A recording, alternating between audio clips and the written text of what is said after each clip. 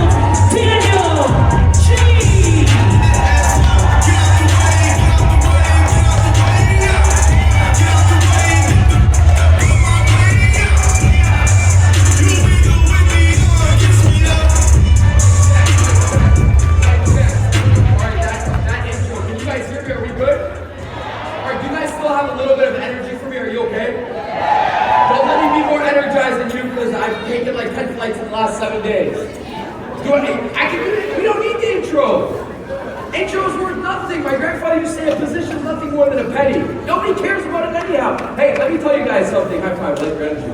Hey, let me tell y'all something. Raise some hands here who has never heard me train before. I'm going to tell you why that doesn't even matter that big. Thank you guys for making me feel like garbage. I appreciate that. That's not. But I'll tell you one thing. The reason why I do that, we can take a seat. Let's start making some money tonight. I'm my twin. I don't need the fireworks, but I'll tell you why I just did that. Because there was an intro video playing, and I said a position's nothing more than just a penny, my grandfather said. I'm like, he's like, that just gets you in the door, but then you gotta work, and people are like, who's this guy yelling on stage? You better help me make some money or nothing, so a position's worth nothing. And then I said, how many people have ever watched me train live, or never watched me train, and all the hands went up. I'm like, I don't know who you are, and I don't care, help me make some money tonight. So it doesn't matter what is put on that video, because you don't care. And this is the reflection of our business. Nobody knows and nobody cares. If it said the guy here, I can reenact the video at 800 stages, 2 million plus salespeople, maybe that's outdated, 250 flights a year, train 30 different industries. Who cares? Nobody knows and nobody cares. Show up and go do it.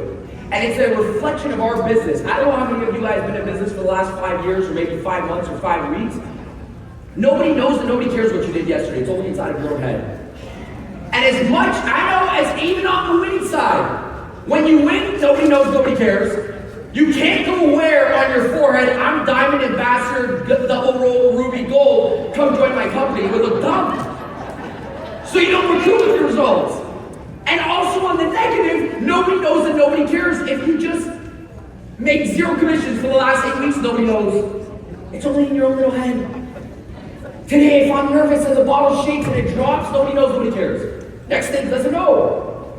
Nobody, man, sometimes we do stay in 15, 20, 30,000 people. My guys come up to me, man, you nervous? I'm like, no. Why not? Because nobody knows if we screw up today. They're like, what do you mean? There's 30,000 people. I'm like, nobody knows. We can go to the next stadium like we just rocked the freaking house, even though we were shivering and dropping it on stage. I said, this is the best profession in the world. You want to know why? It allows you to reset. You don't recruit based off your results from yesterday. You don't sell based off your results from yesterday. No one would be in the position where they are today. I just said you can't wear your rank on your forehead. So it doesn't matter how bad we did or how good we did in the past. Yes, I was on stage 15 hours ago. Crushed it. You don't know, you don't care. I'm just telling you guys. Like, that's why I said, the audio wasn't playing. I'm like, I don't care, let's rock it up. Because you really don't care about it. And listen, the beauty about this is this. I'll give you guys my 2-second story. You probably don't care either, but the story might be important. But, you know, this profession, sometimes it accepts us a little bit screwed up.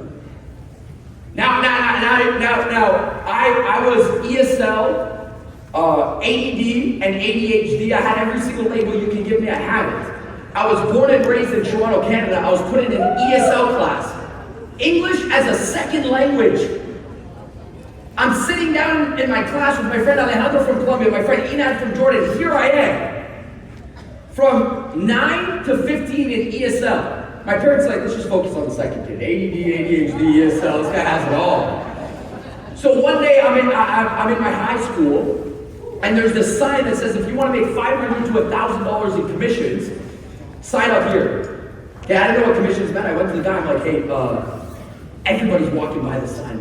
Like, I'm not weirded out when people are cynics inside of life right now, because I knew what a cynic was when I was 14 and a half, and you're young when you use half of your age. So, 14 and a half, I see all my friends walk by this sign, and I'm like, what are these people doing? This guy just said $500 to $1,000 commissions. I go up to him, I said, dude, does commissions equal money?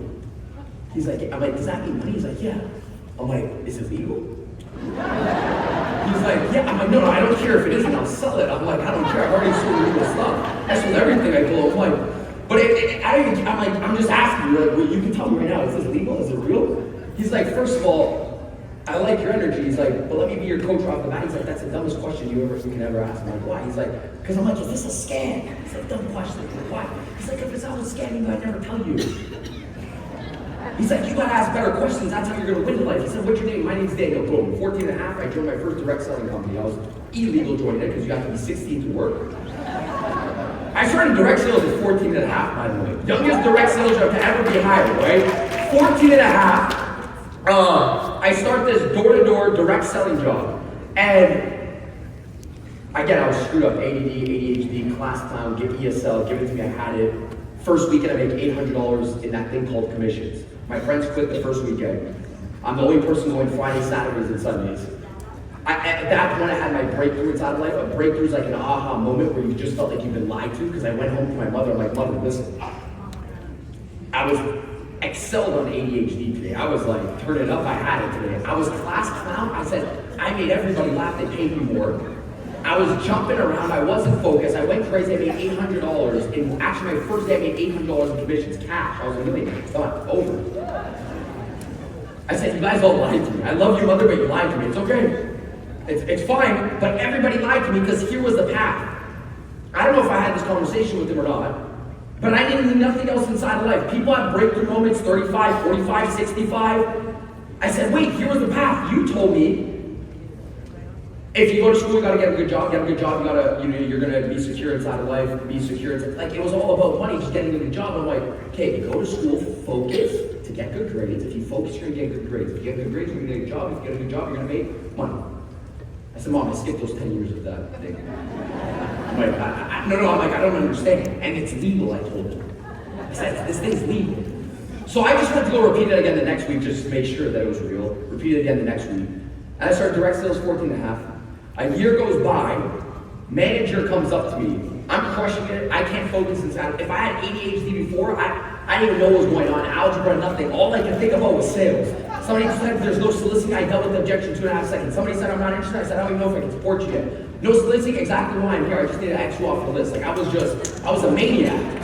14 and a half, I'm reading every single book you can read. At 15, in January, Tony Robbins had a seminar in Toronto. I'm there. I'm 15. I'm a weird dude. Robert Kiyosaki, Brian Tracy, they're hosting seminars. I'm buying their tickets. There was on Facebook, I remember at the time. 15 and a half, my manager comes up to me. He's like, Daniel, do you want to keep working or do you want to make money? I said, that's a good line. I said, I'm making up to steal it. He's like, no, do you want to keep working or do you want to make money?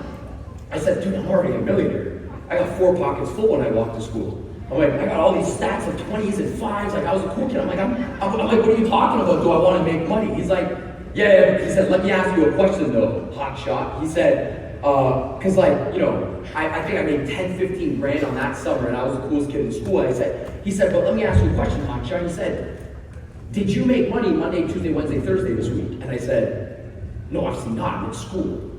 And I'm like, I'm already skipping Fridays. I'm already telling my brother to write me out these skipping notices. I'm like, I'm on that verge of like getting suspended teachers because I'm trying to work the Fridays at this gig. I said, no, I'm not making money Monday, Tuesday, Wednesday, Thursday. He said, well, that's stupid. I'm like, I don't understand. What do you mean? He said, well, that's dumb. You don't make money Monday, Tuesday, Wednesday, Thursday. You only make it on Friday, Saturday, Sunday? He said, yeah, so you have to knock and get paid every time you make money? I said, yeah.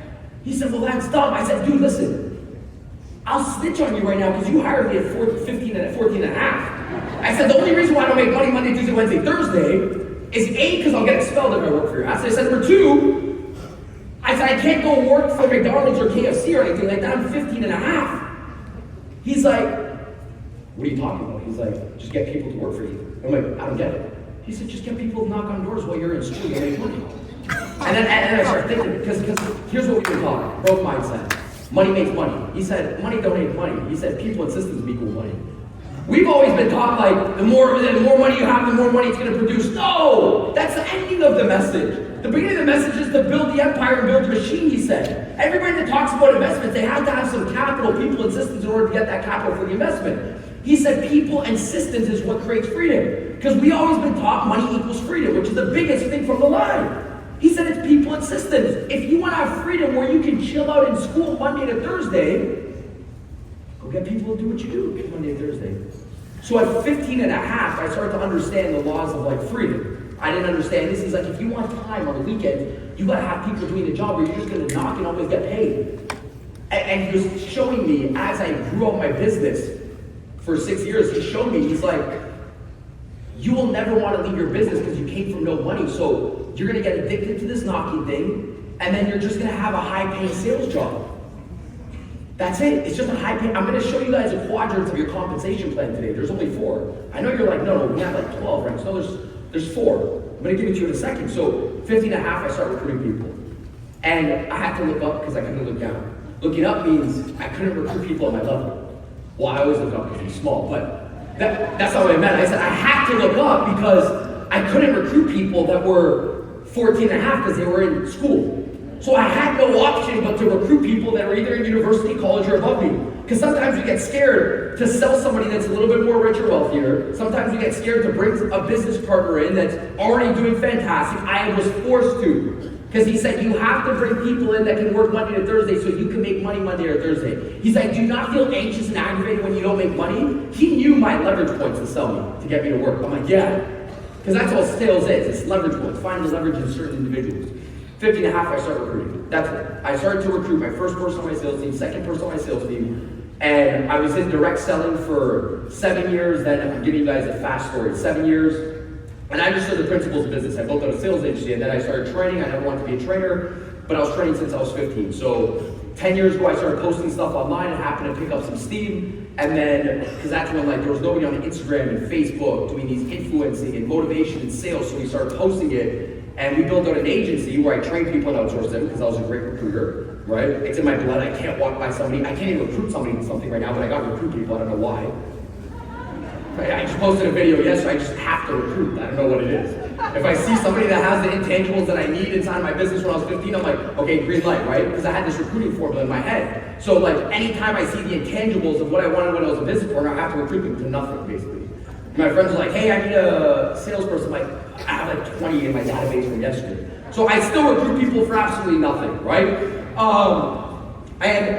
And here's the deal, here's what I noticed. As I started sales training, I have a sales business where I outsource salespeople, and as you guys watch me right now, all I got is a high-paying job, and the better you get at sales, sometimes the less freedom you have. And by the way, take it from me because I'm shooting myself in the foot right now. I'm a sales trainer telling you guys this. You have to master it because it's the highest paid skill in the world. However, if you just master it, you just have a high-paid skill without freedom.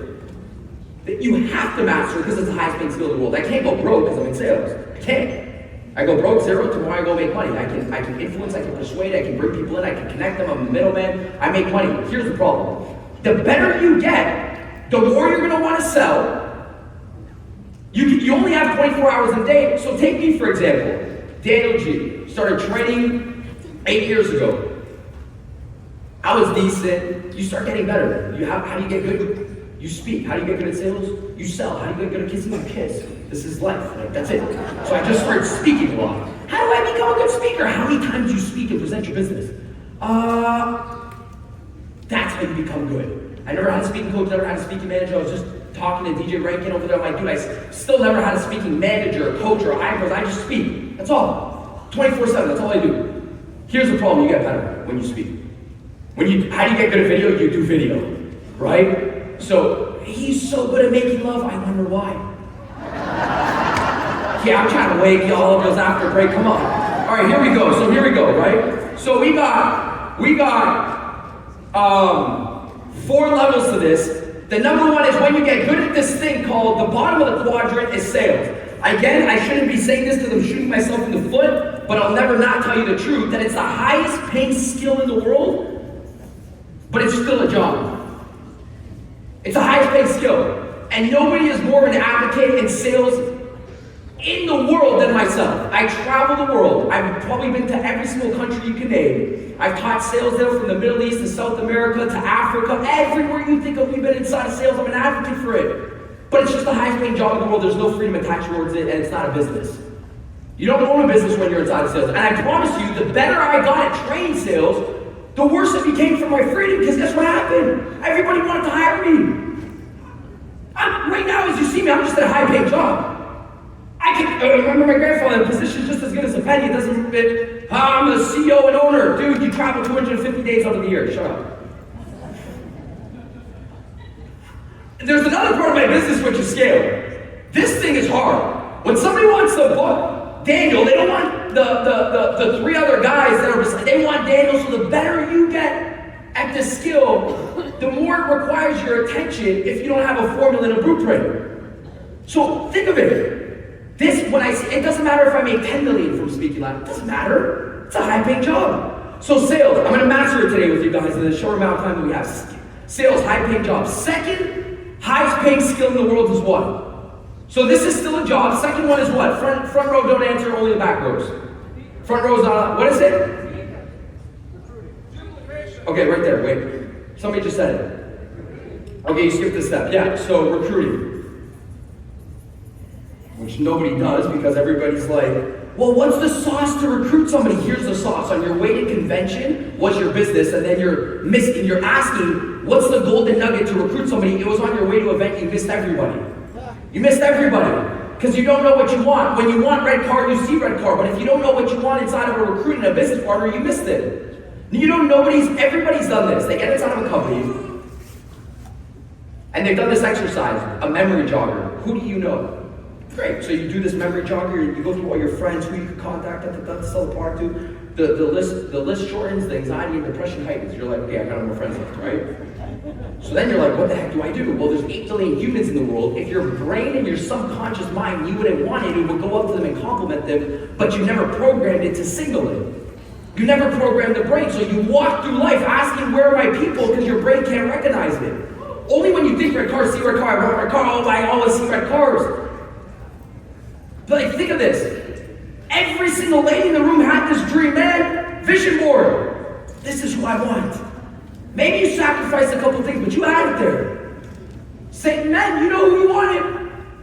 So why do we do it in business? I don't know, like, don't you want a dream business partner? We never write it down, so we just pass by the qualities because we're trying to look for perfection. But there's an intangible. Because here's, by the way, I've questioned everything I've ever been trained from. Like, I told you, I've been in direct sales since I was 14. I had every single trainer come up to me and yell on stage and just say, go compliment their shoes and their suit. Yeah, but shoes and suit don't work hard inside the business. Doesn't work. Like, nice shoes, that don't work hard. And if I'm just looking for shoes, I'm missing on the qualities of the people. So this is the way I envision recruiting. Fast. I think everybody on their forehead wears a sign saying, please understand me and help me. People miss it because they wear their own sign. They're like, look at my sign. Yeah, but if you're in this business, you got to understand that every single person, including myself, I wear a sign on my forehead saying, I wish people understood how much I did, how much, I just wish they understood me. Somebody come up to me and say, dude, I understand what you're doing and what you're going through. Nobody does it. Daniel G's already good. Everybody wears a sign. I know, you don't think it, not my CEO doesn't wear one, my upline doesn't wear one. They wear a sign on their forehead saying, I wish you understood me. But since we're so focused on I wish people understood my sign, we can't see other people's sign. So here we go. So I think of recruiting like this. I'm like, everybody wears a sign on their forehead saying, please understand me. This is how my day's been going. Things are difficult. People can't see it. Then I say the second thing is this. Since nice shoes, nice suit, nice dress don't work hard inside of business, I don't care about any of it. Here's what I care about, the deeper characteristics that I want inside of my business, so my brain, when it recognizes it, it goes up to it. And there's no script in the world that can ever outperform with the script inside of your head. I said this yesterday. I said there's a script inside of your head. There's no script in the world that can ever outperform this script inside of your head. So here's the script. You got to know who you want. I empower everybody. If you just leave the room with one thing today, write down who you want inside of your team. That's it. Because nice shoes don't work, remember? So, patience, kindness, balance, charisma, attitude, energy, leadership, all these things, psychoness, crazy, weird. These are on my list. Like I can't hire normal people, right? I just don't like normal people. I like weirdos. I like weird people. I don't like normal people. I don't connect with normal people. My brain doesn't see them. It just walks right by them. Yesterday I'm running and I'm about to go train on stage. And as I'm running, I gotta get fired up because like somebody has to pour into me, and I don't sleep that much. So I'm running on the treadmill, and one of my friends, he's just preaching on my YouTube right now, and he's yelling, and I'm just watching it. And usually, what happens is this: most people are like, "Sir, can you turn it down?" Right? This one guy, he's like, "Yo!" I'm like, "All right, here we go." He's gonna tell me to shut up, right? He's like, "What are you listening to, homie?" I'm like, "Oh, this is such and such." He's like, "Yo, send me that file." So I give it to him. I go up to him when I'm done running. I'm like, "Nice to meet you. I'm Daniel." He's like, "Oh, nice to meet you. I'm Jeff." Wait, you're Daniel G? Yeah, you're speaking an hour? He's like, "So am I speaking?" He's like, I'm like, "Yeah, I just look taller on videos, but yeah, that's me," I said. He said, "No way!" I'm like, "Dude, you're a speaker?" He said, "Yeah." He's like, "You're training?" I'm like, "Yeah."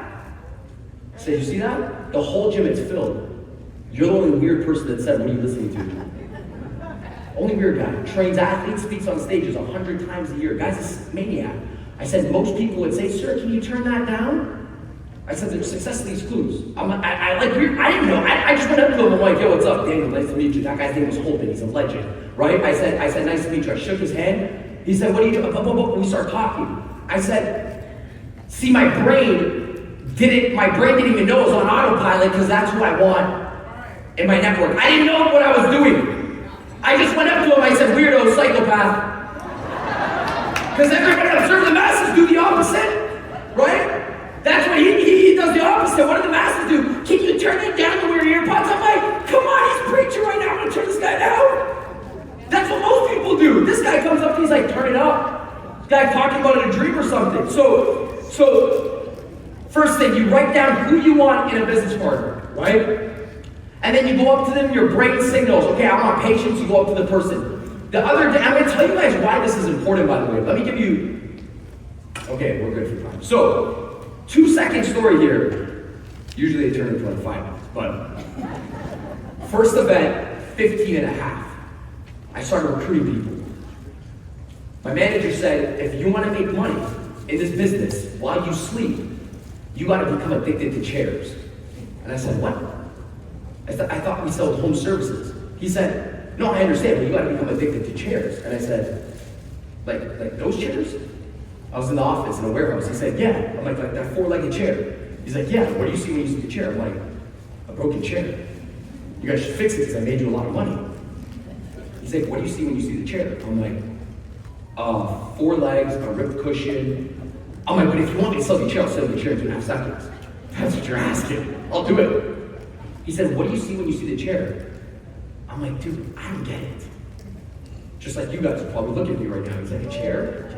I'm like, 4 legs. He's like, and that's why you'll never have freedom inside of life. What you talking about? I told him. Because of a chair? He's like, you gotta become obsessed with this thing. I said, what are you talking about? He said, Daniel, you need an obsession with a chair. I'm gonna tell you why. This was in my 15 and a half. He's telling me this. I told you I was raised a weird kid here.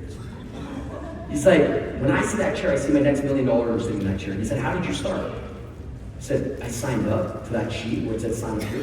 He's like, and where did you sit down on the power Saturday? I said, in a chair. He said, when I see chairs in rooms, I look at my next $1 million order. When I see rooms, I calculate square footage, not to sell it to how many people I can host in a meeting. He said, that's called an obsession. And I see, and you know, if you're obsessed with makeup, you look at every single lady and you're like, I need to do makeup on that lady's face. If you're obsessed with soccer, you see a patch of grass, you're like, let me play soccer on this grass. That's called an obsession. He said, you gotta be obsessed with chairs of people. I said, I'm obsessed. That's it. I said, he said, because it's people that build the business. So that I started thinking, I'm like, chairs and rooms. That's all he taught me. Just fill up chairs on Saturdays. That's it. He said, you don't gotta be good at presenting. I'll do all the work for you. Just get them in the chairs. 10 years later, I never stop. I go out, I build out my own agency. 2017, I retire sales. I tell my family, hey, listen, I'm going to build a business. Now at this time, everybody should trust me because I've already done $1 million as a kid. By 22, 23, I'm like, hey, I'm gonna go open up this agency. Really? I'm like, guys, I said, y'all didn't trust me in the beginning when I was broke, that's fine, but I already made it happen. Come work with me, come in the office, come make some calls with me. Yeah, but you know, so I said, fine. I'm gonna show you, because there was this gap in the market where I knew people needed salespeople. So they said, what are you gonna do to hire these people to outsource them? I said, we're gonna host events, because that's all I knew what to do. Every Saturday, I have an event. He said, well, how are you gonna find these people? I said, just go on Instagram. I had 350 followers on Instagram. I said, we're gonna go on Instagram. He said, what are we gonna do? I said, we're gonna host the biggest sales convention that Canada's ever seen, 2017. So we're gonna host the biggest convention. He said, how? I said, through Instagram. 3 of my friends I recruited into my agency to come sell for me. And first convention, 2017, I'll never forget. I got a room that was half of the size. It fit about 150 people. No, maybe a quarter the size, fit 150 people. I'm going nuts to the last day. December 10th was this convention, 2017, I'm going nuts. Going into Starbucks with my tactics that I think was gonna work. Hey, by the way, there's 2 tickets left, hoping somebody would be like, 2 tickets to what? Wasn't working out. I got a room full of 150. I noticed on the Eventbrite there was 7 tickets. 5 of them, which was my brother, his girlfriend, my 3 best friends, and 2 other friends that they were bringing. So I'm like, all right, we got a convention of 150 seats. Let's just delete the seats. Let's just put 20 type of thing, right? So we take off all the seats. There's 20 seats. 7 out of the 20 are full. I told you who the audience was. My brother was the cameraman. I think there was 1 lady that I prospected from Tim Hortons, I think, Starbucks. So I'm running this convention. And 7 people are there. Convention, 7 people. Convention. Now I see 7 people, I train sales for 4 hours straight, I don't blink. 4 hours, I'm like, wow, it's working. 7 people. Because I started with 0. Like in life, you're always in profit, right? You can't lose. I'm like, I started with 0, so I'm up 7 right now, right? We're not negative, you can never go negative. Well, she's beautiful, go tell her you can't have less girlfriends. I want that as my prospect, you can't go negative prospects. That's what society's done. They said if you do more, you're gonna get less. If you prospect more, you're gonna go negative. I wanna make a video on Instagram. You don't do it because you can't go negative views.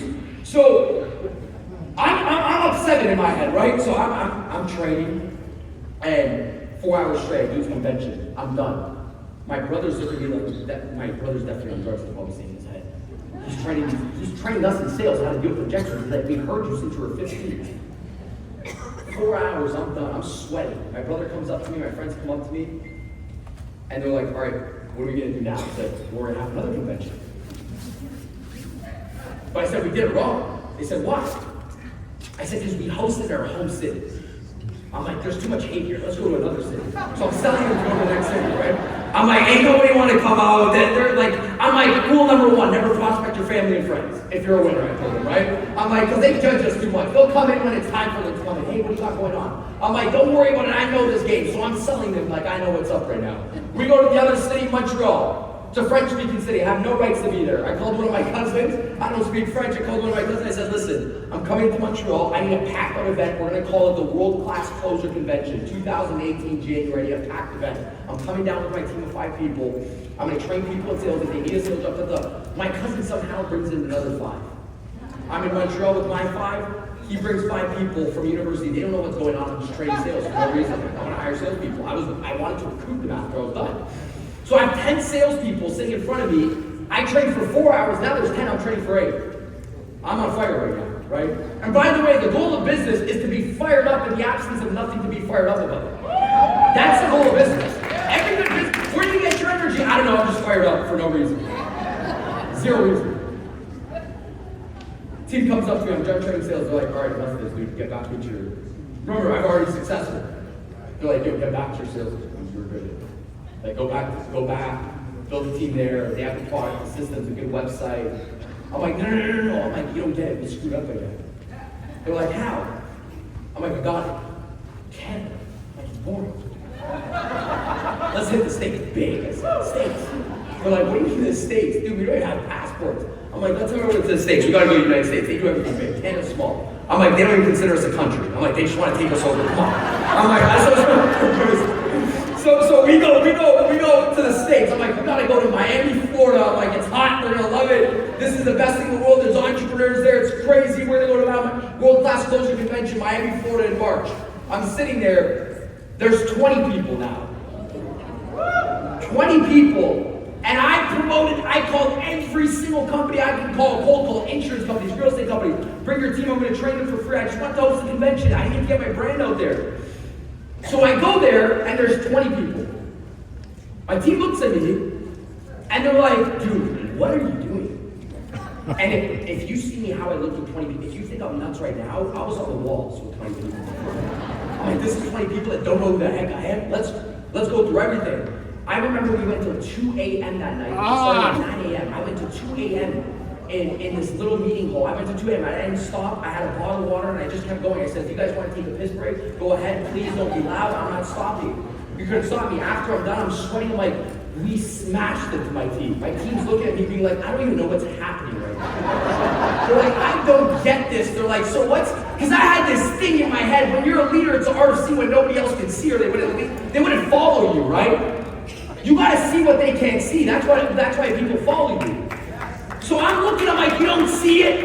And they're like, no. I'm like, dude, how don't you see it? They're like, all I see is negative 10,000 every single event. And no business being built. I'm like, no, we're up 13. They're like, what? I said, we started in Toronto with 7, we're at 20, we're positive 13, we're winning. I said, the ability as an entrepreneur to see your growth when nobody else can see your growth is when you win. I said, because you gotta stay in the ugly hair stage mode. I'm in the caterpillar mode. I'm like, don't you see? And it's not big enough to show off to the other world. Because 13 ain't that big of a jump. It's not that's a problem. I said, hey, don't worry. No, I know it's not big. But we gotta watch the internal progression when nobody can see it until you're a butterfly. They don't compliment you in caterpillar mode. So I'm like, right now we're in the ugly hair stage mode. We're growing.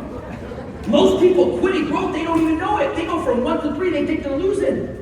I'm like, we start off at 0, we're at 20, we're winning. I'm up 13 from Toronto. What are you talking about? So I said, man, it never stops. It never stops. I hosted a convention 2 years ago. Now at this point, everybody should be like, yo, whatever he does, I'm all in. It ain't, listen, a leader has to keep going. You have to see what other people can't see. It's 2023. I'm hosting this convention. Now, I hope that everybody around me would be like, whatever he says, I'm on this. You just kind of keep giving the vision. This is a part of it. You got to keep casting it to people. You don't stop. I realize you can't stop casting the vision. 2023, I host this. I get in Miami, Florida. At that point, 5 years fast forward, I was doing hundreds of stages getting booked here. We built up the social media. I told my team, hey, we're gonna host this big convention. A couple thousand people in Miami, Florida. They're like, dude, really? I'm like, yeah, let's just do it. Yeah, but like, you're traveling so much, it's gonna be hard to sell a few thousand tickets. The speakers aren't gonna promote it, they're from different companies. I'm like, I don't care, we'll do it. We'll do everything, let's just put it on. Convention venue, double this maybe, I don't know, it was huge, the place. My team's looking at me, it's 1 a.m. at night time. And I'm looking at I'm just looking at everything, right? All I'm doing is this, I'm setting up the chairs, right? And I shouldn't be doing this because somebody else should be doing this. But when it's your own thing, you kind of get these like nerves inside. Are those 7 people gonna show up like Toronto? Right? So I'm going back to this wound inside of my head. I'm like, no. And then all I hear in my head that day, I'll never forget, was my manager Yusuf. He's like, Mini Blood. That was my name, because I was small. He said, Mini Blood, the chairs. And I'm like, oh. So I started looking at the chairs more. Like that empty chair, there's an empty chair right here. And I'm just like, oh, the chairs. There was nobody in the chair. There's nobody, by the way, there's nobody in this convention hall. The convention hall is empty. And I'm talking to this chair. I'm like, hey, what's up? What's your name? Oh, my name's Roland. Roland didn't exist, by the way. Okay? So I just high-five Roland. I'm like, Roland, where are you from? I'm from Kentucky. Roland, what's your question inside of sales? What do you do when they say they need to speak to their spouse? I said, Roland, that's an amazing objection. Let me handle it in 2.5 seconds. My team's like, dude, I'm getting tired of this. What's wrong? I'm like, all right, everybody go sleep. Tony, you stay with me. One of my guys, Tony always stays with me. I said, Tony, you stay with me. I start talking to chairs. Tony stays with me. I start talking one chair, next chair. Tony says, okay, bro, my Middle Eastern friend, he's like, I go sleep, man. He's like, what do you need? I'm like, just bring me a hot towel for tomorrow morning. I'm like, I'll take a shower backstage, the job ain't done. I'm like, I'll sleep here. And he's looking at me like, what are you doing? I'm like, I'm just talking to the chairs right now. I said, wait, Tony! I'll never forget. I'm like, Tony, come here. He's like, what? I'm like, quality control. He's like, what do you mean quality control? I said, like, how about if it gets overpacked? He's like, what do you mean? I'm like, you hear that? I said, hear what? You don't hear that? He said, what do you hear? I said, they're yelling. He's like, man, what do you want? I said, they're yelling. They're like, no, let me in. I'm like, what if that happens tomorrow? I said, what's the plan? How are you going to tell security? I said, how are you going to tell security that we're overbooked? What's the plan? Let's do quality control. One round through. It's 3 a.m. by the way. We're doing a round through of quality control. So he's like, all right, let's do the round through of quality control. I do the round of quality control with Tony. He's wiped out at this point. 4 a.m. I go to the next chair. I'm like, hi, sir, what's your name? Bill, nice to meet you. What's your question, Bill? Now the AV guys are like, who's this guy on drugs? I'm talking to absolutely nobody. Nobody is in these chairs. And I'm just rehearsing. I'm like, my mentor just said chairs. So I'm just looking at empty chairs. 24/7, get obsessed with chairs. I'm just obsessed with the chairs and people. I'm like, I can't wait for this person to sit down and ask me this question tomorrow. So I go backstage. I knock out 30 minutes. Tony wakes me up. Here's your hot towel. I'm like, oh, thanks, man. What time is it? He's like, I have a problem. I'm like, what? He said the VIP section, it's sold out because you oversold it. He said you oversold it and they're yelling. I said, yeah, I said, talk to me. I said, what do you mean? He's like, it's oversold. You sold 105%, 105% showed up. I'm like, I said, Tony. He said, yeah. I said, you remember last night, quality control? He said, yeah. I said, it's time, man. And then what happens? Every friend that came up to me the night before that said, this might be a little bit big, and I said, no. I said, this is gonna be the VIP room for next year. That's what I was telling them. I'm like, this, I don't know if you leaders see it, but I'm like, my vision is this should be the VIP section next year, I was telling them. This is the VIP section, and then the event starts, right? He said, what do you mean? I said, just wait. It packs out the next morning. Tony comes up to me, he's like, dude, we have a problem. But my other friends come up to me, and they're like, man, congratulations, bro, this is crazy, we did it. And I said, don't congratulate me. I said, you don't gotta give me a high five. I said, I practiced this a million times in my head before it ever happened. I said, last night I was talking to empty chairs, but that wasn't the first night I did it. I said, it was a compound of talking to empty chairs for my whole life. I said, you know how many times I've compounded this weird scenario inside of my head? Since I was 14 talking to an empty room? I said, success doesn't happen by accident, it happens on purpose. It doesn't you just don't wake up. I said it happens on purpose. You are supposed to either become a millionaire or you're supposed to be a failure, but you played out both inside of your head a million times. So when people say, well, congrats, I say, don't do it. I walked into the bank and said, where's the branch manager? I need to deposit a $2 million check. I was broke in the bank account. I said, but nobody ever does it. Nobody wants to play, because you're 45. Now I don't want to do it. I'm too cool to what, dream? That's it, to play inside of your head, because you're not going to work if it's not exciting. I said, you know how many times inside of my head I've talked to empty rooms and empty chairs? I said, don't congratulate. It was supposed to happen. And just the right time. You never control the timing of what you do. You only control the efforts inside of your head.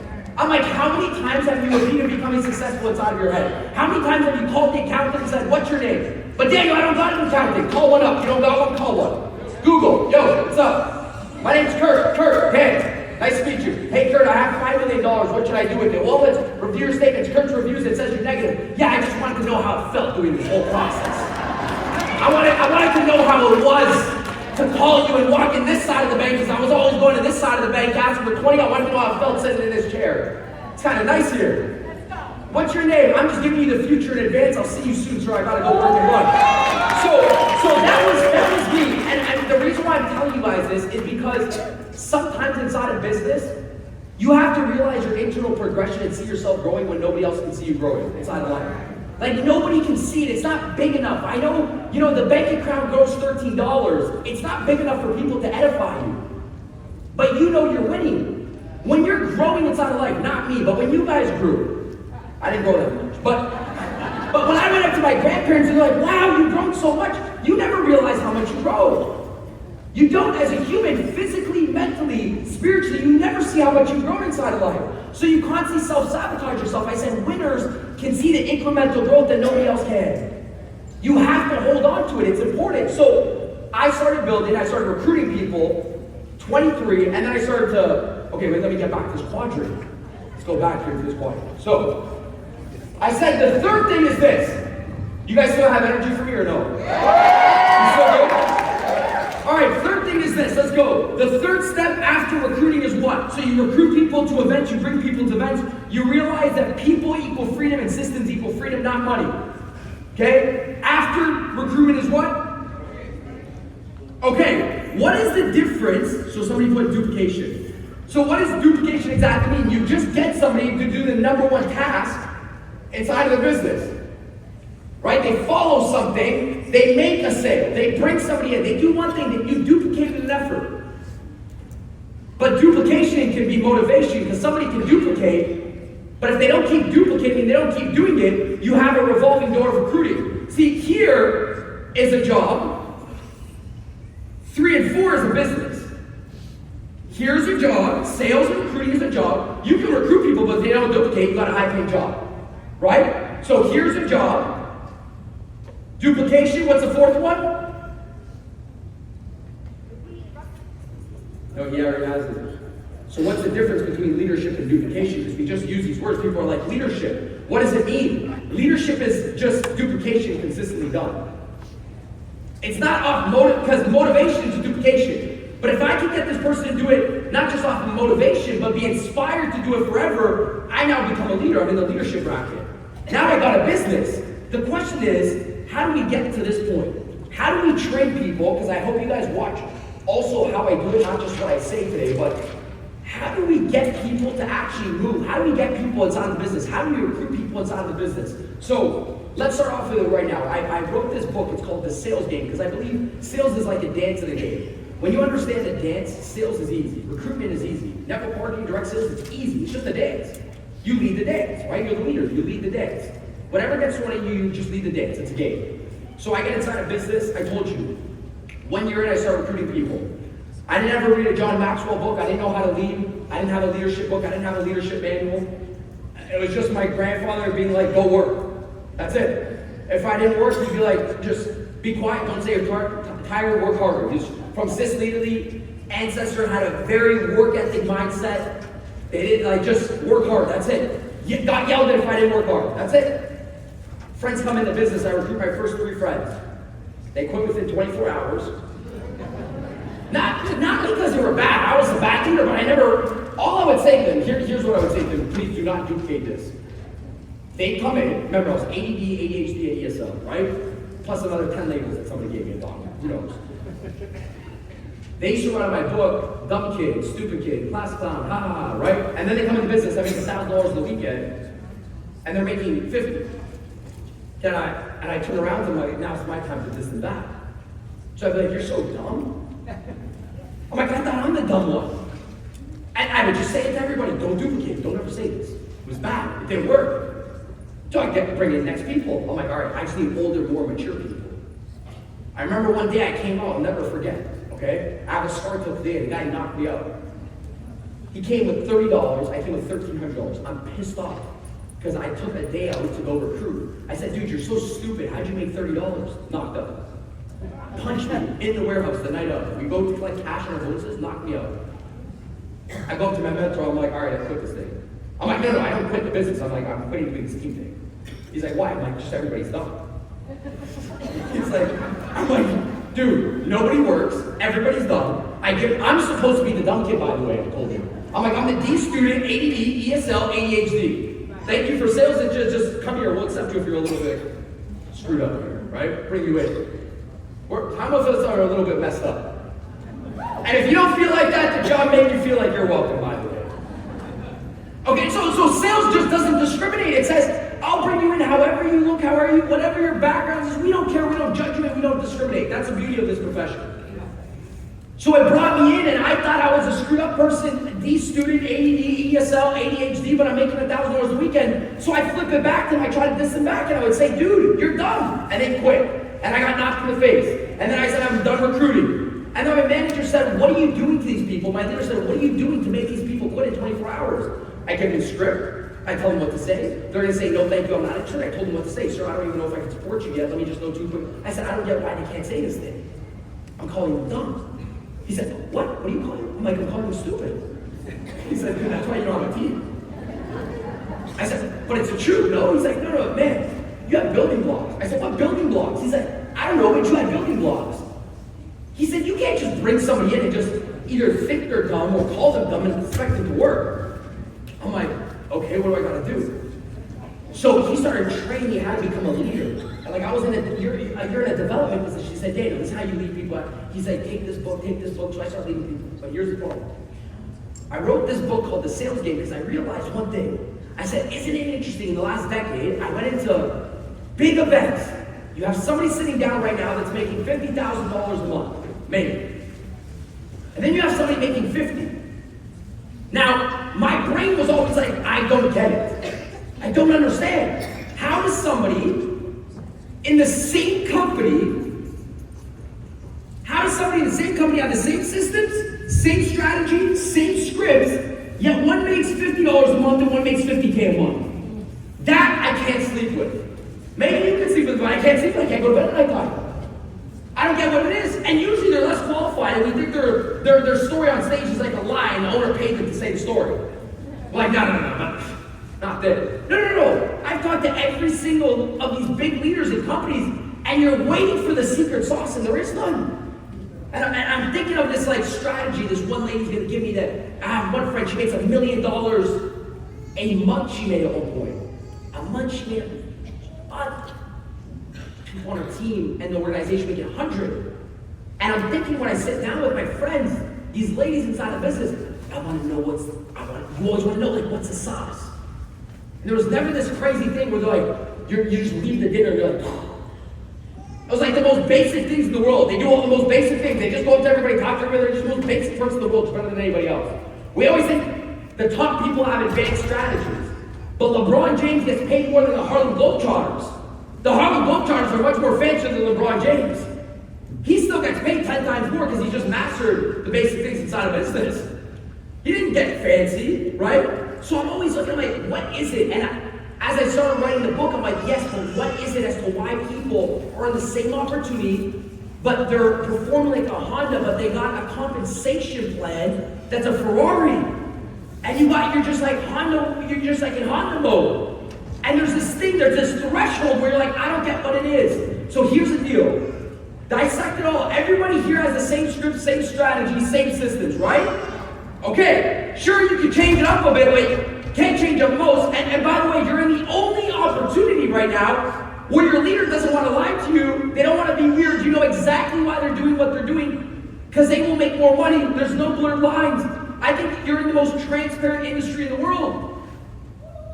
People are like, yeah, but it's like the pyramid. I'm like, well, we're all in one. At least I know why my leader always has more energy, because this is where they're trying to get to. Now, if she makes $1 million, I'm going to make half. I'm good.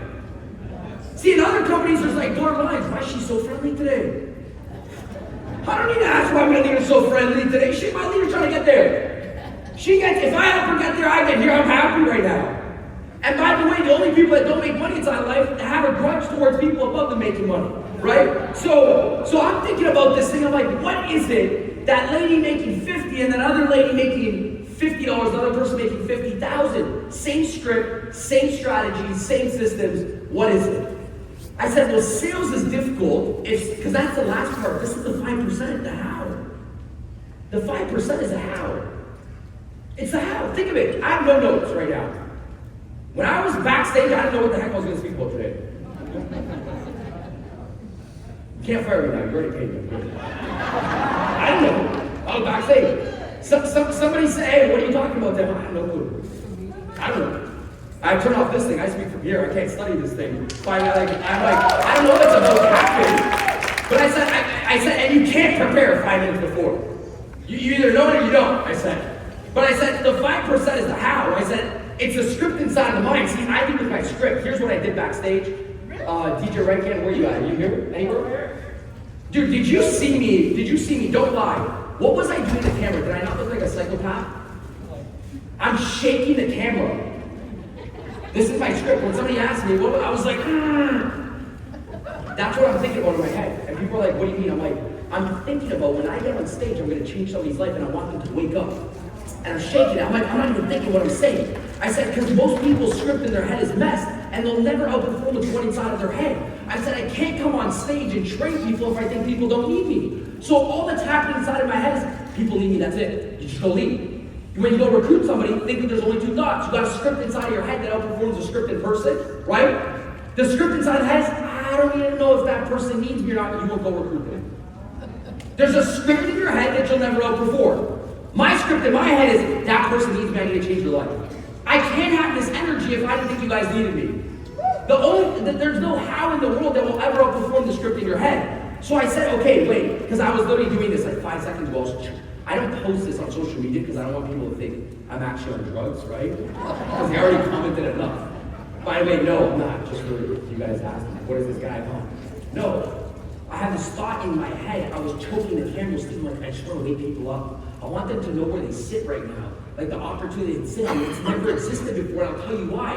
Because we're in this world. Listen, I came from a family where my grandmother was in Avon for 55 years. She still plugs in Avon deals for today, and I help her online. My grandmother, I was used to slinging pamphlets for my grandmother during my job when I was in direct sales. My grandmother was in Avon. My grandmother today still sells with pamphlets and circles them and brings them back home, and I have to input the orders when I go back to Toronto, Canada. And I'm thinking of my grandmother saying, wow, President's Club, 55 years, my grandfather was her biggest critic.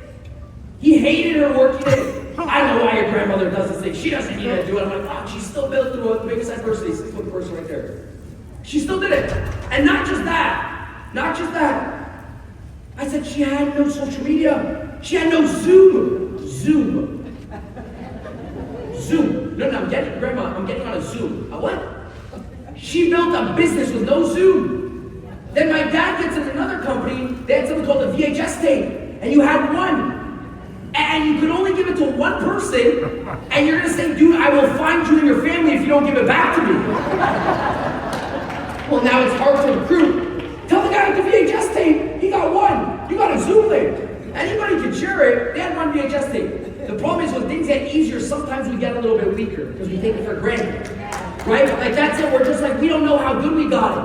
I'm walking to the gym today. One of my students, I guess, he's like, yo, what's up? I'm reading your book. I said, nice, dude. He said, I love the part when you were talking about your grandfather in the beginning of the good. I'm like, that's all I do. I don't need motivation. I just look at my ancestors. I'm like, I don't need people to fire me up. The moment I think things are hard, I just think my grandfather hit me over the head. He's like, just stop. Zoom link? My grandmother just slapped right over the head. Zoom! So the reason why I'm saying this is because I'm like, imagine my grandmother. She was slinging lights. She had to Zoom the social media. When I'm on Instagram, I'm like, yeah, Grandma, I'm going to live stream. There's 32 people watching me on live, and then I sell the product. My grandmother has this thing called inventory, which you don't even know about now in your company because there's something called e-commerce, warehouse to consumer, middleman don't have to touch a product, right? She has inventory of pajamas and makeup that's probably expired. I'm in there in December. I'm looking at my grandmother's inventory. My grandfather's still yelling at her to get this stuff out of the house. And I'm looking at them fight. I said, no, I got you. She says, what are you going to do? I said, we're going to go on a live and sell it all. I go on a live stream. I'm like, mamas, you got kids. Boom, I'm slinging the pajamas. Then I'm slinging the makeup. I'm like, this ain't expired. It just ages like fine wine. And I'm just selling everything. By the end of the live stream, I sell like 38 products. I'm like, it's all sold out, but I'm done. For them, what? How they do it? How they send the money? I'm like, no, we're going to send them the list to buy. It's so easy. This is the portal on Amazon. She's looking at me like I got 3 heads. And I said, wow. If my grandmother just knew this is how easy it is to do it now, she would have been like diamond double. She would have had all those statues. They had these little weird acorn statues that they gave up. My grandmother would have had a divorce because she would have had so many statues. And here's what I'm saying. I'm saying sometimes we don't know the opportunity that we've been given, so we don't excel inside of it. But I'm like, if you guys understand, think of the power of what you're in. You don't think nobody wants your product. Are you kidding me? You're in health and wellness. By the way, if you didn't have your biggest sales week, I don't need you guys to like me. I told you I got paid, but I'm just going to be real with you guys right now.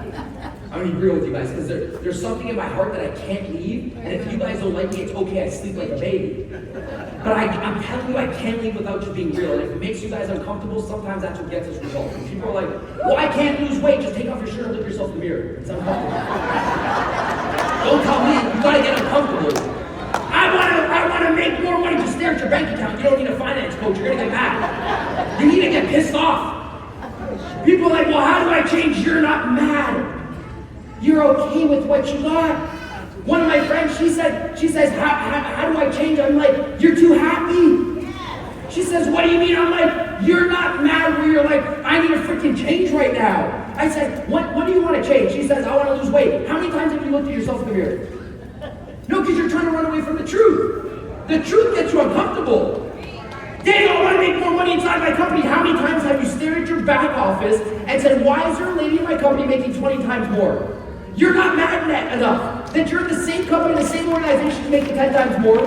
I said, here's how you get mad. Cut out a picture of that lady that's making 10 times more, glue it on your ceiling.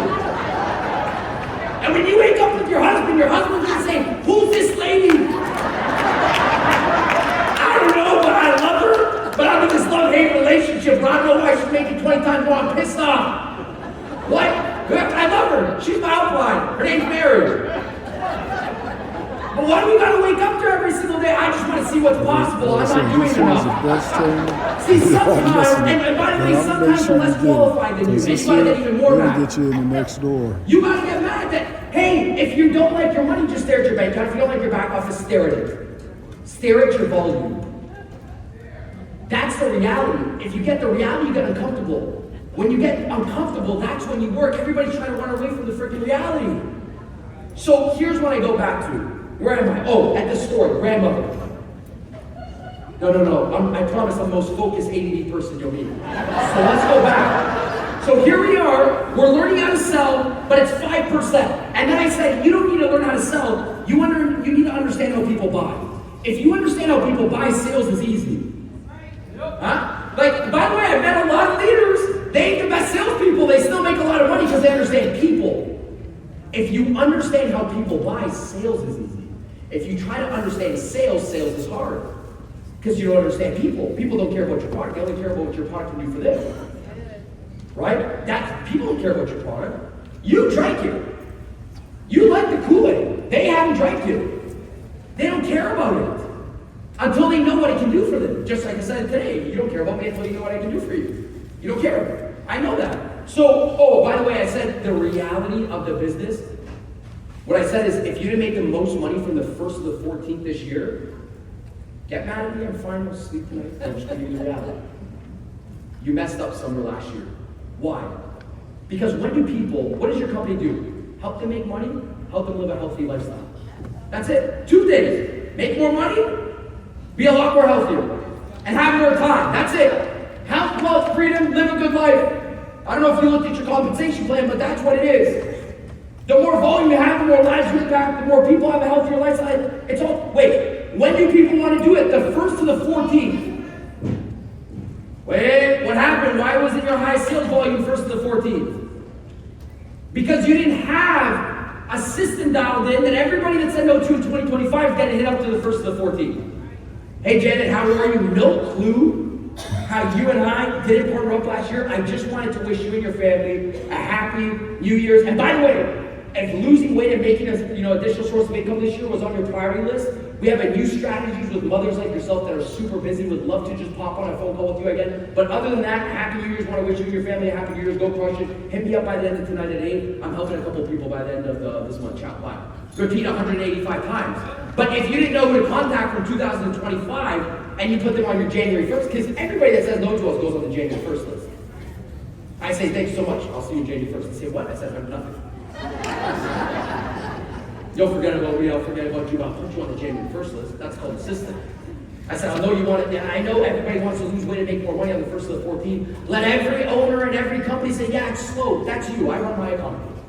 My economy is, I force when it's going to be busy. And this should be busy right now, 1st to the 14th.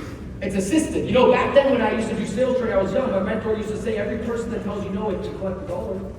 I said, oh yeah, that's so true. You collect a dollar and somebody tells you no, because then on your 20th, somebody tells you yes, you get your 20 in commission. I tell my team, every time somebody tells us no, you just put them on January 1st. So prospecting and recruiting becomes fun.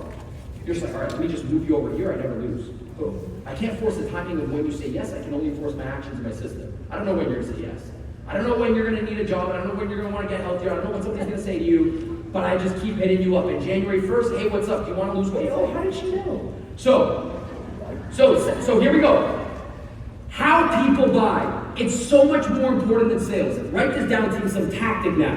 There's only 3 ways people buy a product. There's states. I'm not going to tell you how to deal that they're a red buyer, a green buyer, a ruby buyer, a diamond buyer.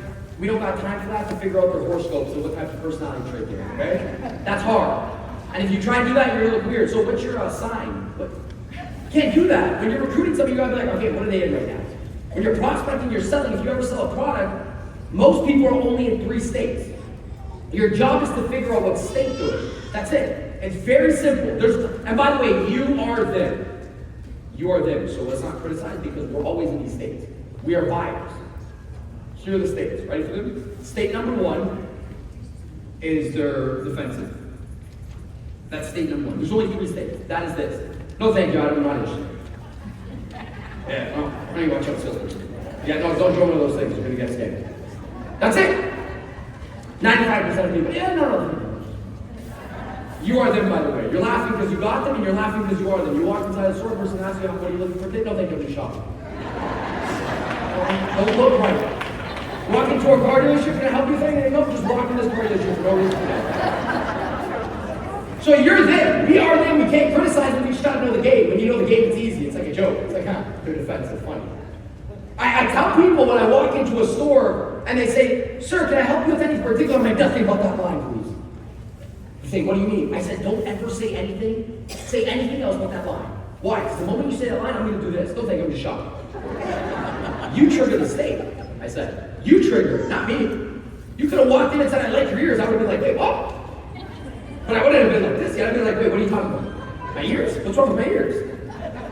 I said, no, I'm just joking. But I said, you can say anything but that line. Sir, can I help you with anything in particular? Shoulders up. Nope, just shopping. You know exactly how much you spend, but you put me in that. You can say anything, sir, I like your shoes. Don't ever say that. You put me in defenses. So defenses is this. I don't want to buy anything. By the way, people come on phone calls with you. They want to lose weight. They want to make money. They got a phone call with you. They're just like, oh, okay, so give me some time to think about it, right? Give me some time. That's it. We are them. State number 2. I'm going to show you the game around these. State number 2 is what? What's the opposite of playing defensive? Shoulders up. I'm not buying today. I just wanted to look at it. I got to speak to my husband. I don't have money. Oh. Somebody just pointed at me. Dude. You're not allowed to talk anymore. Whoever said that. This guy said, I trained with Danny once or twice, maybe. Overly excited. Yeah, I'll tell you what that one looks like. Overly excited means this. Yeah, I'm ready to get started. Show me everything. Just send me over the link. I'll buy the product. Disappear gone. You're like, wait, what? And by the way, that's happened to us. You've sent somebody the product, you're like, all right, here's the link, let me know when you bought it. And then they just went into a witness prospecting protection. You're like, what the heck happened with this person? You're like, where did this person go? And then you start selling yourself these ideas in your head. You're like, no, they just might be busy. They're like, they instantly became the president of the country. You're like, they're busy. They're busy. They have this agenda, they have this schedule, they can't get back to me. You're like, and then you see them on vacation in Mexico, you're like, I thought they didn't have money. Right? And the reason why, we just have to know the state so it becomes fun. So that's the one that says this, I'm ready, show me everything. And then they're ghosted, they're gone. The third one, there's only one more. The first one tells you I'm not buying nothing. The other one tells me I'm ready to buy everything. And by the way, people do this because they don't want to hurt your feelings. Humans are good people, because we are them. They don't want to tell you no. They'll just tell you everything but no. But they're good. I know that too as well. They're scared to even get started, to do a commitment with themselves because they committed something in the past and it hasn't worked out. So sometimes it ain't about you. I realize a lot of life doesn't have to a lot about to do with you. There's problems in their past, and sometimes you're the person that comes in throughout their day and they just let it all out of you. Or they don't want to make you feel bad. Or sometimes they are rude. But I'm like, it's really that bad. You just offer them a product, that's it. So, once I did this, it was like, actually, I think DJ Rankin was there. There was like these 15,000 people on stage. I said, people are nice. And they're like, yeah, I said, people, your prospects don't want to lie to you. They're not bad people. Like, we automatically categorize people that don't buy from us like, oh, that person's horrible. They don't understand. They're understanding. You start criticizing them. No, they don't want to level up in life.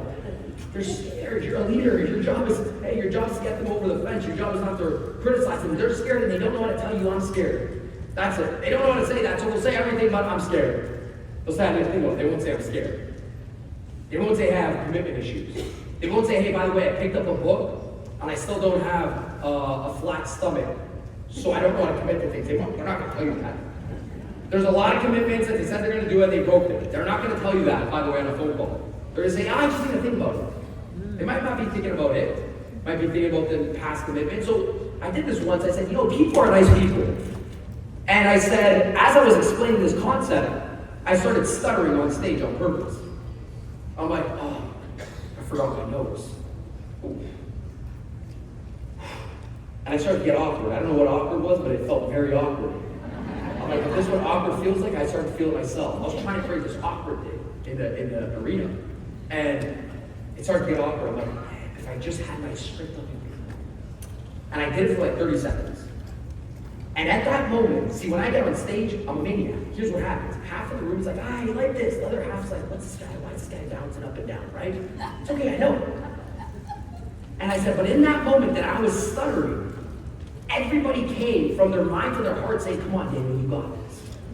I said, humans are actually good people. They fight for you. They're like, come on. I said, I know it. Ladies, you're looking at me saying, Daniel, because you've put yourself in my position saying, man, if I was there, I wouldn't want to be in that position. Come on, know your notes. You got this. Come on, stop shaking. You're good. I'm like, you all started fighting for me, but in the beginning, you may have been judging me. Why is he yelling? Why is he running around?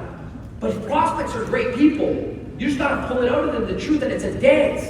So as long as we know the dance sales is easy, and then the third thing is this, right? They don't want to lie to you. They're just in states. The third thing is this. Because what's the last one? They can only be in the third one. There's only one more.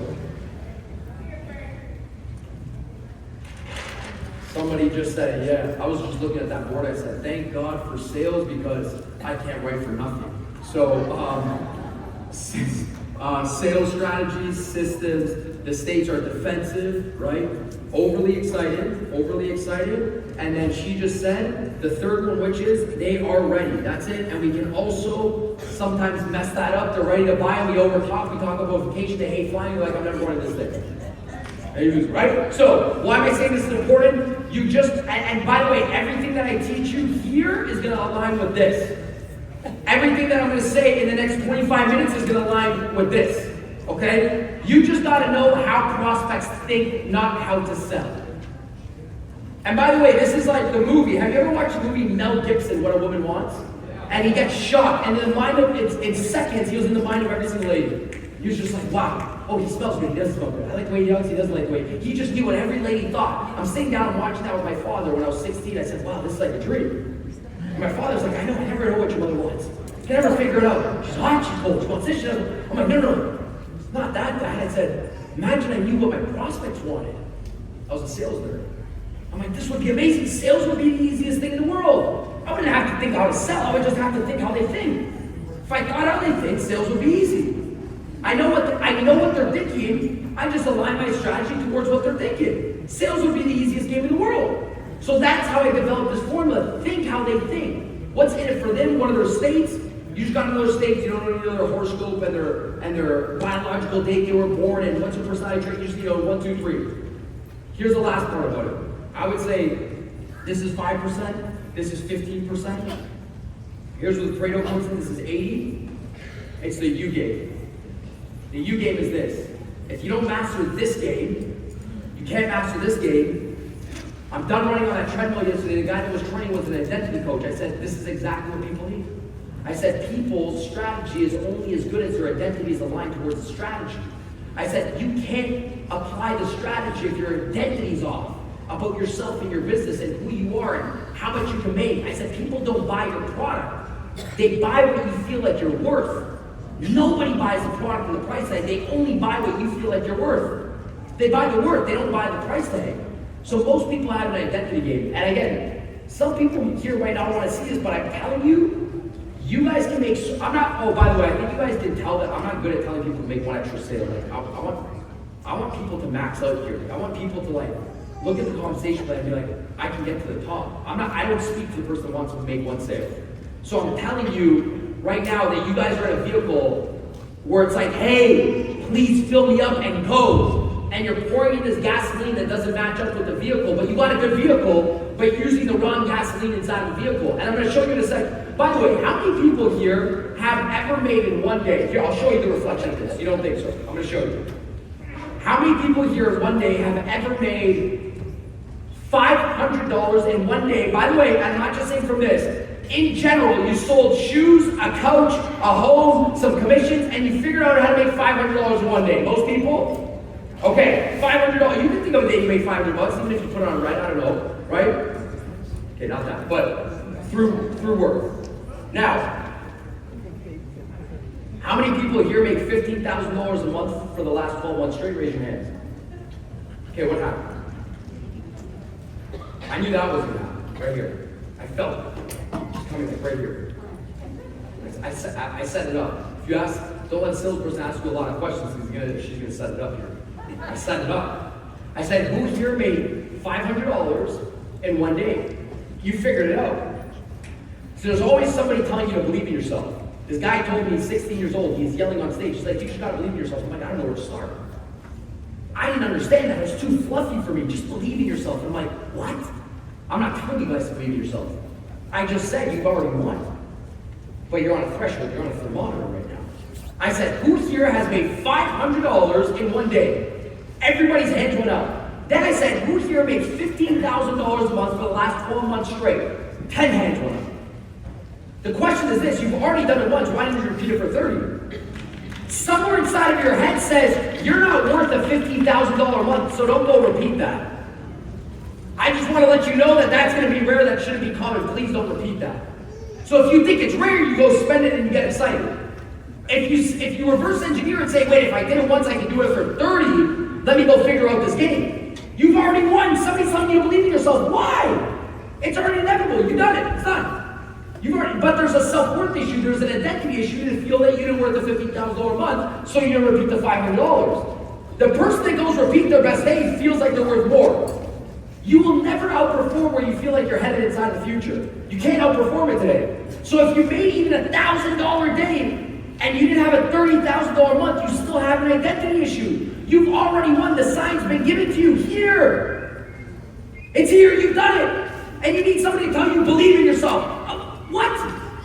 I've already won. I'm already a six-figure earner. I've done $500 in one day. Why can't I repeat it for 20? And then you're like, well, God give you Pursuit of Happiness. Will Smith, Jaden Smith, remember it? And Jaden Smith goes up to Will Smith and he's like, Dad, can I tell you a story? So there was this man, right, and he was drowning in the ocean, Dad. And this boat comes by, and the boat came by, sir, come on board. And he said, no, don't worry, God will save me. Dad, the boat goes by. The next boat comes, sir, come on board. No, don't worry, God will save me. Dad, the third boat came by. They said, sir, come on board, you're going to drown and die. He said, you don't get it. God's going to save me. Boat goes by, Dad, he drowns, he dies. He goes to heaven. God, why did you save me? What did God say? Right? I sent you 3 big boats, you dummy. What are you doing? And sometimes we go to bed and we're like, God, give me a sign. You've already had it. You got an opportunity. You didn't work it. You already had your best day. You didn't say, wait, that's the sign right there. You ignored so many great signs. He said, this is one boat. Here's the opportunity. Now I'm going to show you somebody's going to say yes to you. There's the second opportunity. Stop looking at the money. Start looking at the signs. See, somebody that never wins inside of life, they only look at the dollar amount. They look at the commission check. They don't look at it as if that's a sign that whatever I did actually worked out. Let me go repeat it. There's one boat. It worked. Somebody comes on board and says, I'm interested. Boom, thank you, God. Sign. See, I went back to Christmas. This year, I was in Florida. I went back to Christmas with my family in Toronto, Canada. Now, my family knows I'm a psychopath. They know I'm crazy. Now, they get tired just watching me. I'm an exhausting person to just watch. Some of you guys are watching, I'm like, I'm already exhausted. Right? So they watch me travel 365 days out of the year, and they said to me, I know this conversation's always coming because it came since I was 22. Daniel, when are you going to settle down? The family, my grandmother's waiting for great grandkids. My mother's waiting for grandkids. We're going to have a wife, start a family. Somebody pops the question, thinks in my head. And then the whole family got big time and everybody started talking. Yeah, come on. Like, when's enough? You're just always money, business. I'm like, oh, so this has been a topic, right? You know, when everybody started talking, it was hot, the topic, right? I said, listen, T. Told my family, I said, listen, T. I said, listen, T. When I started this business, I said, I didn't know what the heck I was doing. I was 7 people. My mentor said, look at chairs. You guys thought I was crazy. I made it happen. And then I went to go start, I was in sales, and then I went to go start this business. I didn't have a mentor. My mentors hated me. They said, I want to develop this guy into a salesperson. Everybody I wanted advice from never wanted to coach me, even if I wanted to pay them. So I had to build up this blueprint. And I said, I know y'all are asking, when the kids come in, but I'm like, that's another subject, because like, I will never bring a kid on earth, because mom, a kid, if you agree with me, it's responsibility. And I'm 250 flights in right now, and I'm not gonna do that right now, because mom, is it a responsibility? She raised me, she knows what it is, right? I said, that's a responsibility, I'm not gonna do that. But how would I stop when my eyes just seen it worked, I said, for some people, you thought it's over. For me, this is all we did in the beginning of business. I'm like, now it worked. My eyes just seen it as a sign. I'm like, you might look at my success like the dollar amount. I said, I don't look at it as any of that. Every commission check I've ever looked at since I was young was a sign that whatever that I did in the past actually worked out. I said to my family, I'm like, you guys think I'm crazy, right? They said, yes. I'm like, watch 2026. Now it worked. They said, what? I said, it worked. I said, I don't need a lot inside of life. I just need a little. Just give me a little sign. Say yes to me and I know this thing works out. I'm like, wait, you're going to tell me now I'm going to stop after somebody said, Daniel, come here, come train us. For the last 5 years, I said, I was hoping and praying we'd be able to train and travel. And now that it worked, I'm just saying, oh, don't worry, next boat. I might not get the next boat, so I'm going to work this thing until I can work this thing. And whenever it's time, it's time. But I'm not going to force it, because that's the problem with people. We try to make our balance predicated on somebody else's life and balance. This is what I've been given to me right now. I've been given this task and this responsibility. I'm going to work it. And by the way, this is how you show you're grateful for something. This is how I believe it. Some people, I show my gratitude through work ethic. I don't show it through writing down words. When I get grateful, you know when you get that whiff of gratitude, you're like, thank you, God. I zip it and I get to work. Why? Because I said, what does God want you to do? Work it, I gave it to you. Help somebody else in. When you're grateful for your mentor, you don't have to tell your mentor you're grateful. You say, mentor, here are 3 people because I'm so grateful for you. Here, by the way, mentor, I ranked up because I'm so grateful for you. I don't got to tell you. This is how you know. And I said, what good significant other? Hey, babe, I'm so grateful. You know, babe, I did this, and this because I'm so grateful for you. Here you go. Wow. And I said, you don't stop, you just see it as a sign. And some of us don't know that we pass by the signs inside of life because we didn't feel like we're worth more. If you don't feel like you're worth a $10,000 a month, your actions show it today. So maybe you have a worth thing inside of your head. Like a worth thing. Take your best day, your new goal is this. Repeat it by how many days you work out of the month. 25 days in a month, that's your new target. I don't care, hey, some people here have recruited one person in one day. Okay, you have 25 people at the end of the month. Yes, I know it might sound crazy, but you already did it once. What has sold you inside of your mind that you can't go do it again? No, there's something inside of your mind. I ask people, like, has anybody here recruited one person one day? Yep. Has anybody here sold one product one day? Yep. Okay, how many people here recruit 30 people a month for the last 12 months straight? Like the easiest thing in the world to do. High five, you're amazing. What do you do? I gotta get out of here. Bye. Simple. No. That day I was doing a video. No, there's something inside your mind. It's the script inside your mind. I was going through a drive-thru 3 days ago. Shooter Steve, my videographer, he has a camera on. I was going to get a coffee at McDonald's. I said, Steve, turn it on. This guy has good energy. I'm going to recruit him for nothing. I can't recruit him for anything. I'm just going to recruit this guy. But turn it on. I need to show people. I go up to him. I'm like, I'm going to recruit this guy. This guy's phenomenal. And I'm looking at myself, just thinking. I just go up to him. I say, hey, are you the guy that was serving me the coffee? Did your energy? No, he's like, that was the other guy. I'm like, where's the other guy? He's like, the next window. I said, I'm going to the next window. Meet me at the next window. Tell that guy to meet me at the next window. I'm flying to the next window. By the way, I can't make this guy money.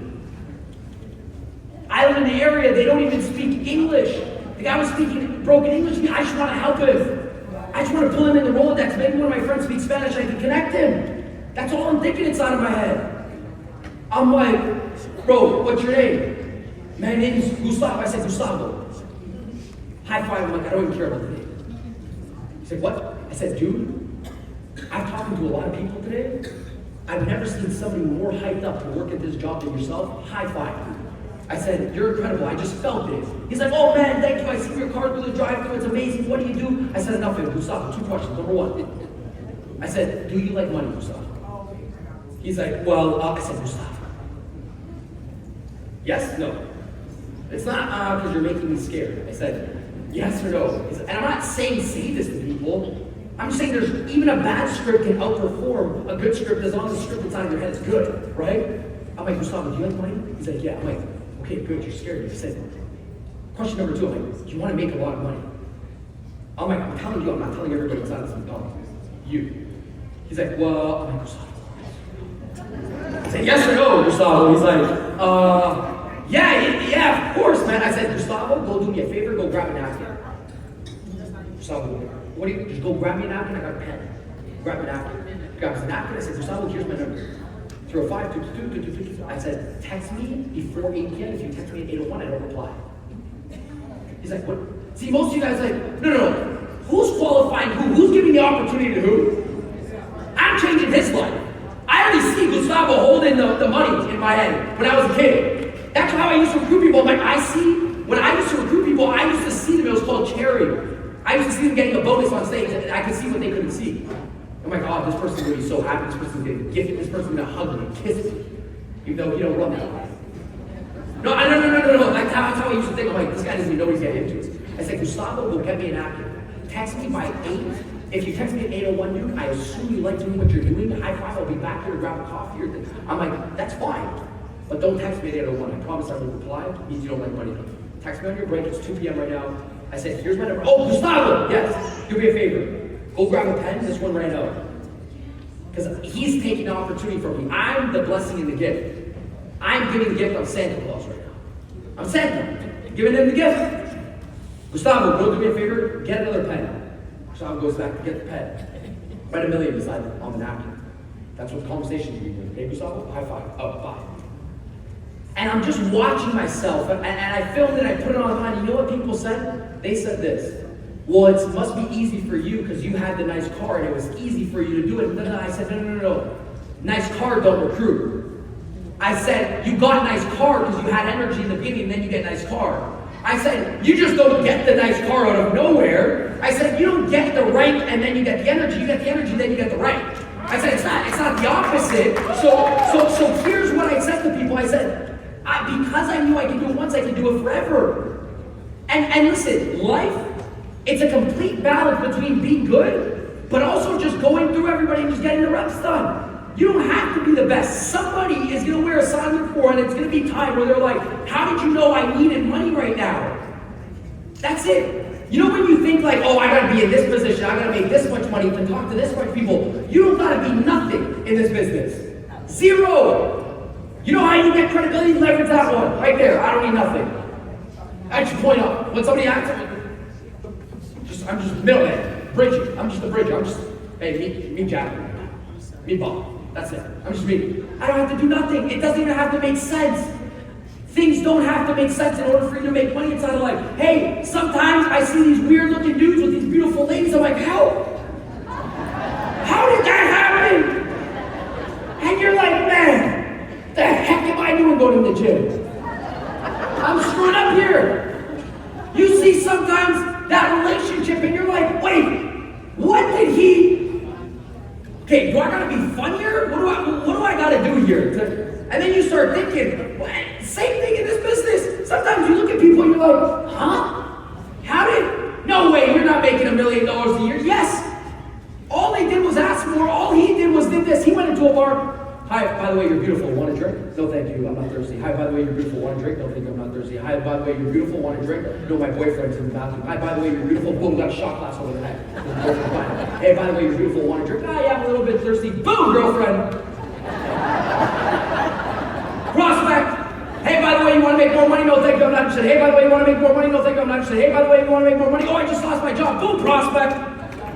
But you don't know when people are going to say yes and what people's time are. You just got to go through the people. That's it. That's all I say. I'm like, you can't force when somebody's going to be ready and when somebody's going to be thirsty and want to drink.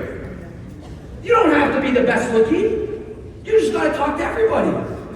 So when you see that, again in life, lady, guy looking all sloppy, you're just like, dude, he's just asked more. That's it. No, it's the truth. He probably just said hi to more people. But I'm the best at my work, but you don't talk to enough people. It doesn't matter how good you are. You don't talk to enough people. It doesn't matter how great you are at the skill. Nobody knows about the skill. Your product is only as good as people are aware of your product. Come on, can I say that again? Well, I have the best product in the world. Yeah, but you walk by everybody. You walk by the flight attendant wore a sign on her forehead saying, please understand me. I got 2 kids. Somebody just asked me for dyed orange juice and it doesn't exist. And you know what you did? Why, I can't wait to get the sauce at the Super PAC convention. You just missed it. It was right there. She said, understand me. Help me out. Recognize me. Hey, high five. What's your name? Janet, I gotta leave, but that guy just asked for dyed orange juice. I would have took it and thrown it in his face. Your patient's phenomenal. What do you do? Well, you work here. Listen, I'm like 35 minutes late. Whenever I'm back inside of Las Vegas, I got to connect with Sarah in the business. She is a freaking rock star. What's your number? Go grab me a napkin. Here it is. High five. Have a good day. I'm bouncing them out. And then somebody's going to ask, where are my leads? It was that person on the plane. It was that person checking in. But because you were so suffocated in your own problems, you couldn't solve somebody else's, so your problems never get healed inside of life. I just said, you want to make more money inside life. If you help people solve their life problems, your money problems are going to be solved inside life. You just don't want to see the sign on the forehead. When somebody says, oh, I can't check you in because your bank's overweight. No, stop. Well, you know what? I'm going to pay this extra bag weight and I'm going to bring her inside of the company. Let's do this. I'm going to sell, and that sale is going to pay for the extra bag of weight. But I'm just going to say, hey, you're right. How much is it? By the way, your nails are phenomenal. But your problem, you're looking at your own sign. You can't get out of it. And now there's 2 people fighting fire with fire, and that doesn't go nowhere. You can't. What's the best way to win an argument? You never have one at all. Yesterday, I'm on the way to the airport. I didn't eat all day, so I ordered in food when I was done speaking on stage. The food came, I sat in the restaurant in the hotel eating the food. You're not allowed to do that. It's a policy, you're not allowed to order food at the restaurant. And I'm aware of it, but I'm just hungry, so I'm just eating, right? I'm just eating this burger, lady comes up to me, sir, I already know what she's gonna say. I don't even have to look up how much she's gonna tell me I can't eat food, I'm just eating quick. I had 2 hamburgers, I was so hungry. And she looks at me, she's like, sir, you can't eat here. I'm like, I have ketchup all over my face. I'm like, part of me, I said, say that again as I'm trying to buy time to keep eating, right? I'm like, part of me, say that again. I'm like, Steve, eat faster, dude, come on. She's like, you can't eat here. I said, oh, okay, perfect. So do you want us to move outside? Like to the right over there? Can we move far back? Is that okay to eat there? She's like, yeah, just move her back there. I'll do that, amazing. Hey, and by the way, thank you so much. You're amazing, by the way. High five. I'll just finish off this last couple bites and then we're gonna go move our food over there. Yeah, for sure. No. All right, thank you so much. Have a good day. I don't know how to argue. Why do I have to argue? It doesn't go nowhere. You don't fight fire with fire. Here's why I'm saying this, is because it's just a game. You don't make more money by becoming more skilled. You make more money by solving other people's problems, but most of us can't get over our own. We can't get out of our own, so we can't solve somebody else's. We can't get out of our own. See, the true 3 levels of income is this: personal problems, people problems, and team problems.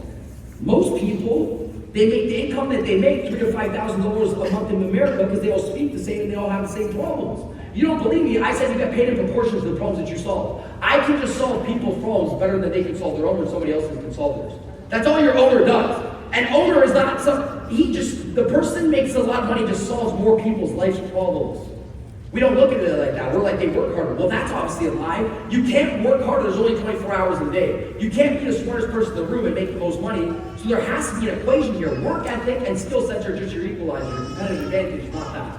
I'm a workaholic. It's not what makes me a millionaire. I'm a workaholic. It doesn't make me a millionaire. I love work. I'm a workaholic. It don't make me a millionaire. What time do you wake up? Why are you asking me that? Well, because I wake up at 5, so you think you're just going to outwork me, and that's your competitive advantage. That's your equalizer. That's your equalizer. Being a workhorse don't make you a millionaire. That was my grandfather. My grandfather was a workhorse. My father was a workhorse. It wasn't the advantage. The advantage is, how do I solve other people's problems?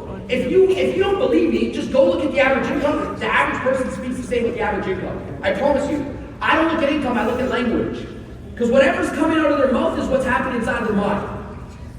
So if somebody says, this happened a week ago. The forks were in the Uber Eats bag. And my team was like, but there's no forks in the Uber Eats bag. And they were going crazy. We had chicken and rice. And they're like, they don't even put forks and they're so cheap. I closed my office door, ain't nobody looking. I'm already hands in there, chicken, rice. Sauce, chicken, rice. I'm saying nobody's looking. I come out, I'm like, is there seconds? I'm like, you guys, I'm like, oh, there's seconds. They're like, yo, don't touch that. That's ours. I'm like, what are you guys doing? They're like, oh, Jamil's going to the gas station to go get some forks and knives. I'm like, what? I'm like, dude, this thing's getting cold. I'm on speaker closing something. Chicken rice. And I said, you guys just asked for a $50,000 monthly income. That's what that guy wanted. I said, where's Jamil? They said, he's at the gas station. I'm like, you wonder why you guys are making 50? They said, what? I said, you're in a vehicle. You're in the Ferrari, but you're operating like a Honda Civic. I said, you're in a Ferrari, but you're the Honda. I said, that's an average person's problem. They complain about average things. That's forks in the bank. We just get rolling with it. The steak came out medium rare, eat it. Get out. I know you wanted a medium, just get out. That's an average person problem. Don't complain about medium rare steak. They'll complain about no forks in the bank. That's an average person problem. I can see the way. Imagine you can't deal with forks in the bank. You think you're going to deal with the business problem? Oh, by the way, if you can't deal with forks in the bank, you can't deal with somebody else's problem. You'll never see them sign on their forehead. And by the way, the third level of income, because I branch people. I know people hate this. I'm like $3,000 to $5,000 a month. You're stuck in your own problem. Can't get out of it. It's fine. I'm not judging. I'm just saying there's a better life when you get out of your own problems. And you start thinking, let me think of somebody else's problems. Then you start learning how to solve somebody else's problems. Objections, reading the signs on the forehead, complimenting them, making them feel good. Things that's solving other people's problems. We don't even think of our paycheck. Then I said, you get to like $5,000 to $20,000 a month. You get into sales, you're good. You compliment people, you recognize their signs. The last third income is doing what? You teach other people how to solve other people's problems. That's your 3 levels of income. Who's the people that make the most money in life? They teach other people how to solve other people's problems. First one, they can't solve their own problems. Second one, they're great at sales. They compliment people. They have good charisma. They make a few extra $1,000 a month. The third one, they teach other people how to solve somebody else's problems. I said sometimes you'll still watch when I say that's what I'm doing with you guys. I'm trying to make you think differently today. And I'm going to start having fun. I try to speed this up. I feel like Eminem tonight, rapid sales. First of all, team, I appreciate Super Patch for you guys having me. Thank you so much. I appreciate every individual. I'm truly glad that I was able to be with you guys today because it's the first time, and I don't want to make it the last.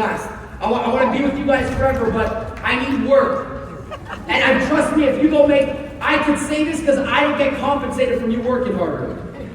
I don't. So don't trust your upline? Fine. I don't know why you wouldn't trust your upline. You know why they want you to work harder, but me, you have to because I don't make money. I already make my paycheck, I'm good. But I want you to ask yourself one question. If I did it once, why didn't I do it again? What's inside of my mind? It's not what do I gotta do, it's why I don't do it. Everybody asks, what is it? What is it? What is it? It's why you're not doing the number one things in your business that you have to do. My mom said, honey, I just want to lose an extra 5 pounds. I said, don't ask me.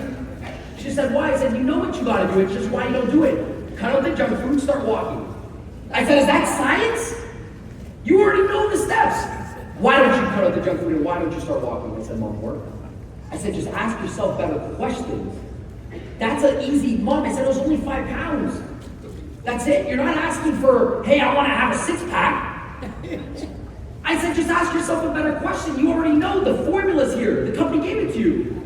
But it's not, what do I need to know more? It's why aren't I doing the things that I need to be doing? Why aren't I high-fiving everybody? Because I see a crowd right now that ain't 17 years old. Some of y'all are like, yo, stop insulting me. I see a crowd that can talk. I see this. When I talk to 18 years old, this is what I see. But I see a crowd right now, I'm like, hey, why are we talking to everybody? Because that's our competitive advantage, by the way. Our competitive advantage right now is high five, you're amazing, what do you do? To the young crowd, to the older crowd, middle-aged crowd, the young ones have to be taught manners, have to be taught communication, have to teach them how to say hi to somebody. So, that's the first, just ask yourself one better question. The second one, only bring me back if this is the VIP room next year.